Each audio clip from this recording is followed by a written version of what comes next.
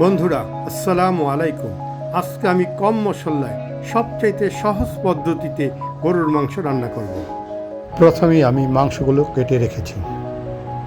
কম মশলায় মাংস রান্না করতে আমার যে সমস্ত উপকরণগুলো দরকার তা একটু দেখিয়ে দিচ্ছি। যেমন পেঁয়াজ, টমেটো দেব এখানে আমি, কাঁচামরিচ, শুকনা মরিচ, 2টা রসুন, এলাচি, দারচিনি, আলু এবং আদা ও রসুন বাটা। এখন আমি পাত্রে মাংসগুলো দিয়ে দিচ্ছি।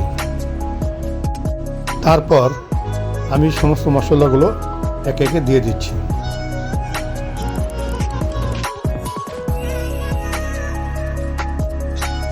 আদা বাটা এবং রসুন বাটাও দিয়ে দিলাম।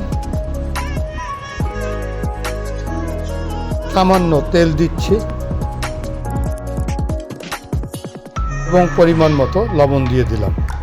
এখন ভালো করে মিক্স করে নিই।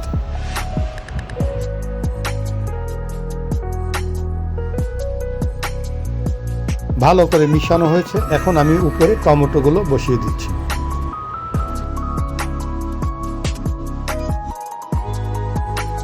সামান্য পানি দিয়ে দিচ্ছি।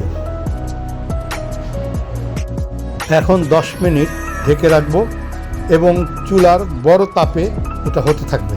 তারপর আমি তাপ কমিয়ে দেব। 10 মিনিট হয়ে গেছে। এখন কি অবস্থা একটু দেখা যাক। তারপর আবার অল্প তাপে এটাকে রান্না করতে হবে। অল্প তাপে এটাকে ভালো করে কষাতে হবে। তারপর আবার ঢেকে রাখতে হবে। মিনিমাম 10 মিনিট ঢেকে রাখতে হবে।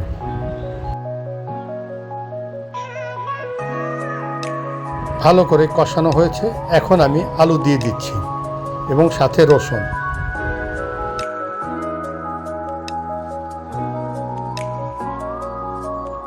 এখন আমি সামান্য পরিমাণ গরম পানি দিচ্ছি। আলু এবং মাংস যাতে ভালোভাবে সিদ্ধ হয় সেই জন্য আমাকে আবার ঢেকে রাখতে হবে মিনিমাম 20 মিনিট। 20 মিনিট শেষ।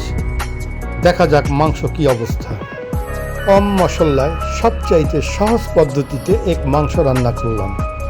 বন্ধুরা, এই রান্নাটি আপনারা বাসায় একবার চেষ্টা করে দেখেন, অবশ্যই আপনাদের ভালো লাগবে।